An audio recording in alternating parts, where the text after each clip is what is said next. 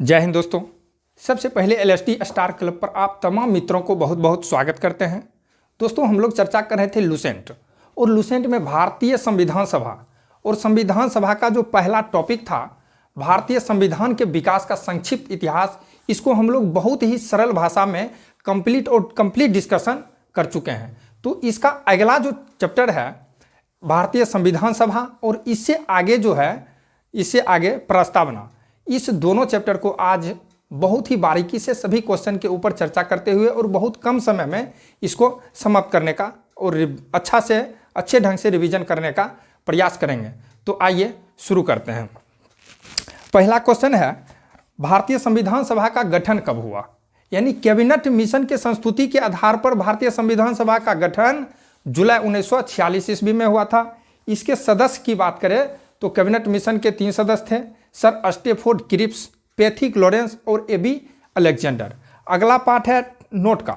इसमें बोलता है कि भारत के लिए संविधान सभा का रचना हेतु विचार सर्वप्रथम किसके द्वारा दिया गया? ये जो विचार दिया था 1924 ईस्वी में स्वराज पार्टी के द्वारा दिया गया था। चलिए, संविधान सभा की कुल सदस्य की संख्या कितनी है? तो संविधान सभा का कुल सदस्य की संख्या था 389। अब बोलता है मिशन योजना के अनुसार जब जुलाई 1946 ईस्वी में 389 सदस्य में से जो चुनाव हुआ था, इसमें टोटल 296 सदस्य के लिए चुनाव हुआ था। 296 सदस्य के लिए चुनाव हुआ था 389 में से, जिसमें कांग्रेस को 208, मुस्लिम लीग को 73 और अन्य दल को 15 सीट प्राप्त हुआ था। चलिए, संविधान सभा का पहला बैठक नई दिल्ली में हुआ था 9 दिसंबर 1946 ईस्वी का। इस बैठक में वहाँ जितने सदस्य थे उसमें सबसे बुजुर्ग सदस्य थे डॉक्टर सच्चिदानंद सिन्हा। सबसे बुजुर्ग थे डॉक्टर सच्चिदानंद सिन्हा। इन्हीं को उस समय अस्थायी अध्यक्ष चुन लिया गया। चलिए, इस बैठक का बहिष्कार किया था मुस्लिम लीग इस बैठक का बहिष्कार किया और मुस्लिम लीग अपने लिए एक अलग संविधान की मांग किया था। चलिए, अगला टर्म है नोट का। हैदराबाद एक ऐसा देशी रियासत है जिसका प्रतिनिधित्व संविधान सभा में सम्मिलित नहीं हुआ था। अगला क्वेश्चन, प्रांत एवं देशी रियासतों को उसकी जनसंख्या के आधार पर विभाजन किया गया था, यानी एक सीट का आवंटन किया गया था। प्रांत एवं देशी रियासतों को उसकी जनसंख्या के आधार पर सीटों का आवंटन होता था, यानी बंटवारा होता था। साधारणतः 10 लाख की आबादी पर एक सीट का आवंटन होता था। चलिए, प्रांत का प्रतिनिधित्व मुख्यतः 3 समुदाय, यह समुदाय था मुस्लिम, सिख और साधारण। चलिए, इसी क्रम में आता है प्रमुख समिति एवं उसके अध्यक्ष। पहले तो 2 बात ध्यान रख लीजिएगा, जिसमें संघ और संघीय लगल है उसको तो स्पष्ट मारिए, पंडित जवाहरलाल नेहरू। इसके अलावा प्रारूप समिति तो डॉक्टर भीमराव अंबेडकर थे और संचालन समिति डॉक्टर राजेंद्र प्रसाद थे। इसके अलावा राष्ट्रीय ध्वज संबंधी तदर्थ समिति ये भी थे, डॉक्टर राजेंद्र बाबू थे। चलिए, इसके अलावा 2 उप समिति था। उसमें पहला था मौलिक अधिकार उप समिति जेबी कृपलानी और इसके अलावा अल्पसंख्यक उप समिति HC मुखर्जी। संविधान सभा के सदस्य में अनुसूचित जाति की संख्या अगर पूछ ले तो अनुसूचित जाति की संख्या है 33 और महिला सदस्य की बात पूछे तो महिला सदस्य था 15। इसमें क्वेश्चन ऐसे करके पूछता है कि निम्न में से कौन महिला सदस्य नहीं था? संविधान सभा महिला सदस्य नहीं था। इसके लिए तो आपको पूरा 15 महिला सदस्य याद रखना होगा। तो इसमें है एम स्वामीनाथन, एनी मैस्क्रीन, जी दुर्गाबाई, हंसा मेहता, पूर्णिमा बनर्जी, लीलारे, पंडित विजयलक्ष्मी पंडित, इसके अलावा हंसा मेहता, मालती चौधरी, पूर्णिमा बनर्जी, सरोजनी नायडू, राजकुमारी अमृता कौर। इस तरह से आप लोग 15 महिला सदस्य कंप्लीट कर लेंगे। तो चलिए, संविधान सभा का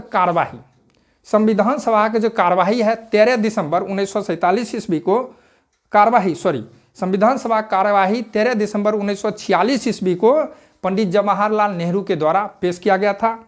उसके बाद आता है उद्देश्य प्रस्ताव। 22 जनवरी 1947 ईस्वी को उद्देश्य प्रस्ताव की स्वीकृति हुआ। क्वेश्चन खूब पूछता है, उद्देश्य प्रस्ताव की स्वीकृति कब हुआ? तो 22 जुलाई 1947 ईस्वी को उद्देश्य प्रस्ताव की स्वीकृति हुआ।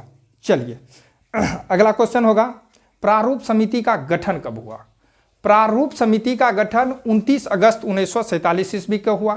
प्रारूप समिति का गठन 29 अगस्त 1947 ईस्वी को होता है। और प्रारूप समिति के टोटल 7 सदस्य, जिसमें डॉक्टर भीमराव अंबेडकर जो जी थे वो अध्यक्ष थे।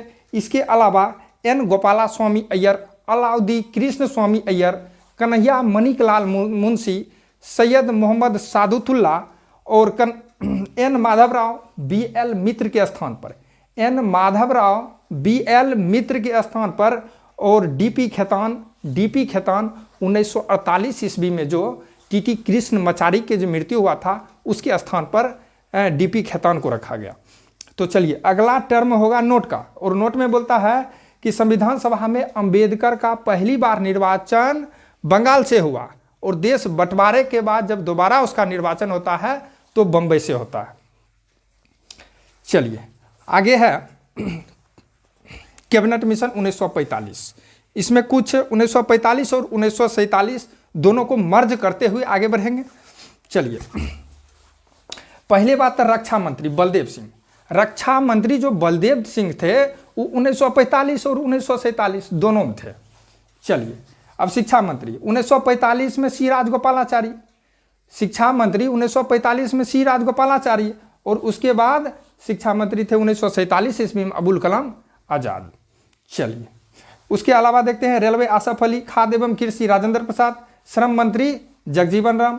वहीं बात करते हैं 1946 ईस्वी वाला में जो मुस्लिम लीग था उसकी चर्चा करते हैं तो वित्त मंत्री थे लियाकत अली खान। 1947 में जाकर अगर वित्त मंत्री की चर्चा करेंगे तो आर.के. शनमुखम सेठी होंगे। तो संचार मंत्री रफ़ी अहमद, संचार मंत्री था अब्दुल रब नस्तर। वहीं 1947 की बात करें तो रफ़ी अहमद किदवई संचार मंत्री थे। स्वास्थ्य मंत्री मुस्लिम लीग की तरफ से गजानतर अली खान थे। चलिए देश विभाजन के बाद संविधान सभा का जब पुनर्गठन हुआ 31 अक्टूबर 1947 ईस्वी को, उस समय संविधान सभा में कुल सदस्य की संख्या 299 था। बहुत ही इंपॉर्टेंट क्वेश्चन। देश विभाजन 31 अक्टूबर 1947 ईस्वी के समय संविधान सभा कुल संख्या कितना था? तो 299। चलिए प्रारूप समिति अपना रिपोर्ट देता है। पहले तो प्रारूप समिति गठन हम बताए थे 29 अगस्त 1947। अब देखिए प्रारूप समिति अपना रिपोर्ट कब पेश किया? तो यह अपना रिपोर्ट पेश किया 21 फरवरी 1948 ईस्वी को। 21 फरवरी 1948 ईस्वी को। संविधान सभा में 3 गो वाचन, संविधान सभा में 3 गो वाचन। प्रथम वाचन 4 नवंबर से 9 नवंबर 1948, 4 नवंबर से 9 नवंबर 1948 तक चला। दूसरा वाचन 1948 से 1948 ईस्वी से 1949 ईस्वी के। वहीं बात करें तीसरा वाचन के तो ये होगा 14 नवंबर 1949 से 26 नवंबर 1949 ईस्वी तक चला। चलिए 1947 के जो मंत्रिमंडल था 2-4 गो उसको भी देख लेते हैं। जैसे हम श्रम मंत्री जगजीवन राम, रक्षा मंत्री बलदेव सिंह, स्वास्थ्य मंत्री राजकुमारी अमृता कौर और संचार मंत्री रफ़ी अहमद किदवई उस समय भी बता चुके हैं। वित्त मंत्री आर.के. शनमुखम सेठी उस समय भी बताए थे। उद्योग और आपूर्ति मंत्री डॉक्टर श्यामा प्रसाद मुखर्जी थे। चलिए अगला नोट का क्वेश्चन है, भारत के रियासतों का एकीकरण करने के लिए सरदार वल्लभ भाई पटेल की अध्यक्षता में रियासती विभाग कब बनाया गया? इसमें याद रखिएगा, भारत के रियासतों का एकीकरण करने के लिए सरदार वल्लभ भाई पटेल की अध्यक्षता में रियासती विभाग कब बनाया गया? तो आंसर होगा 5 जुलाई 1947। बहुत इंपॉर्टेंट डाटा है, इसको याद रखिएगा। 5 जुलाई 1947 ईस्वी को। और इसके लिए सचिव बनाए गए थे बीपी मेनन को। चलिए संविधान निर्माण प्रक्रिया 2 वर्ष 11 महीना 18 दिन हुआ। इसके लिए टोटल 114 दिन बहस हुआ। 114 दिन बहस पूछे तो 114 दिन हुआ था। चलिए अगर कुल खर्च की बात करें तो 63,96,729 4 बार बोलिएगा, एकदम ठोस याद हो जाएगा। 63,96,729। चलिए कहता है कि संविधान को जब 26 नवंबर 1949 ईस्वी को संविधान सभा के द्वारा पारित कर लिया गया तो उस समय 8 गो अनुसूची, अभी वर्तमान में 12 गो अनुसूची, वर्तमान में 12 गो अनुसूची, बस 2 एक बात यहाँ से याद रखिए। संविधान सभा के कुल अनुच्छेद में 15 गो अनुच्छेद, 15 गो अनुच्छेद 26 नवंबर 1949 ईस्वी को लागू कर दिया गया था। यह 15 गो अनुच्छेद था। पहले तो 5, 6, 7, 8, 9, 60, 324, 60 के बाद डायरेक्ट 324, उसके बाद 366, 67, 366, 67, उसके बाद 379, 80, 88, 91, 92 और 93। इस तरह क्रम से आप लोग ध्यान रखिएगा। चलिए, संविधान सभा का अंतिम बैठक होता है 24 जनवरी 1950 ईस्वी को, और यही अंतिम बैठक के दिन संविधान सभा में सर्वसम्मति से डॉक्टर राजेंद्र बाबू को भारत के राष्ट्रपति चुन लिया गया। और जब राष्ट्रपति का विधिवत चुनाव हुआ 1951-52 ईस्वी में, उस समय चुनाव जीतकर भी राजेंद्र बाबू राष्ट्रपति बने थे। तो ध्यान रखिएगा ये बात। संविधान सभा द्वारा किए गए कुछ प्रमुख कार्य हैं, जैसे भारत को राष्ट्रमंडल में सदस्य का सत्यापन किया, तो वो किया मई 1949, मई 1949 दिन महीना याद रखिएगा, मई 1949। उसके बाद 22 जुलाई 1947 राष्ट्रध्वज वाला है। उसके बाद 24 जनवरी 1950 के राष्ट्रगान को किया था, राष्ट्रीय गान को अपनाया था। चलिए, 26 जुलाई 1947 नोट का क्वेश्चन है। 26 जुलाई 1947 के गवर्नर जनरल ने पाकिस्तान के लिए पृथक संविधान सभा की स्थापना की घोषणा किया। तो इस तरह से संविधान सभा कंप्लीट होता है। अगला टॉपिक आता है प्रस्तावना उद्देशिका, यानी भारतीय संविधान की प्रस्तावना या उद्देशिका। इसके ऊपर हम लोग अब चर्चा करते हैं। तो चलिए, कहता है क्वेश्चन कि संविधान के 42वें संविधान संशोधन 1976 ईस्वी के द्वारा संशोधित उद्देशिका निम्न प्रकार का है। यहाँ से देखिए क्वेश्चन कैसे पूछेगा, हम बता रहे हैं कि जैसे हम भारत के लोग भारत को एक संपूर्ण प्रभुत्व समाजवादी ऐसे करके सारा कुछ दे देगा, लेकिन क्वेश्चन आपसे क्रम पूछेगा कि बताए निम्न में से कौन सा क्रम सही है। तो यहाँ देगा प्रभुत्व संपन्न, समाजवादी, पंथ निरपेक्ष, लोकतांत्रिक गणराज्य। आप लोग यहाँ बुक पर ही लिख लीजिए परसप लोग, सभी लेटर का पहला अक्षर, सभी अंक का पहला अक्षर लिख लीजिएगा, इससे आप लोग को पकड़ा जाएगा। यानी परसप लोग, प्रभुत्व संपन्न, समाजवादी, पंथ निरपेक्ष, लो से लोकतांत्रिक, गौ से गणराज्य। इस तरह आप क्रम में इसको सजा सकते हैं लिखने के बाद। चलिए, प्रस्तावना की मुख्य बात की चर्चा करते हैं। तो संविधान की प्रस्तावना को संविधान की कुंजी कहते हैं। प्रस्तावना को संविधान की कुंजी कहते हैं। प्रस्तावना संविधान का आरंभिक अंक होते हुए भी कानूनी तौर पर उसका भाग नहीं है। ध्यान रखिएगा बात।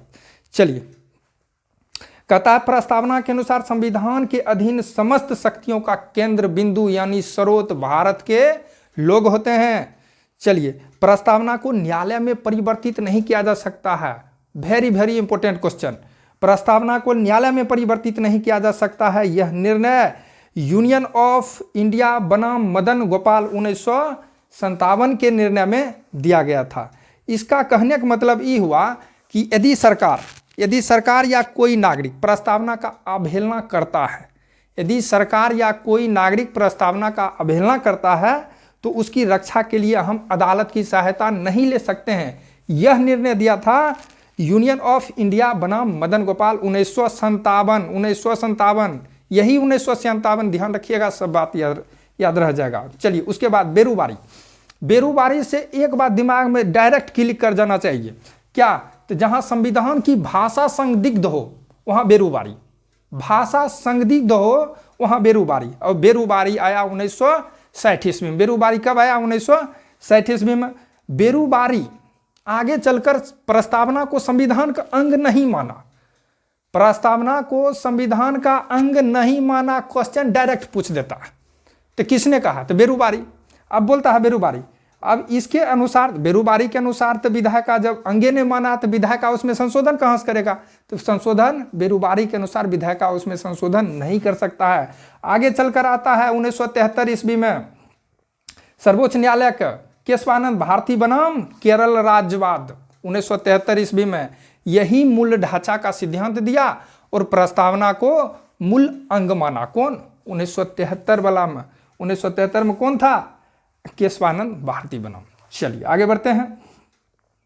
कहता है 42वां संविधान संशोधन 1976 के द्वारा समाजवाद, पंथ निरपेक्ष और राष्ट्र की अखंडता शब्द जोड़ दिया गया।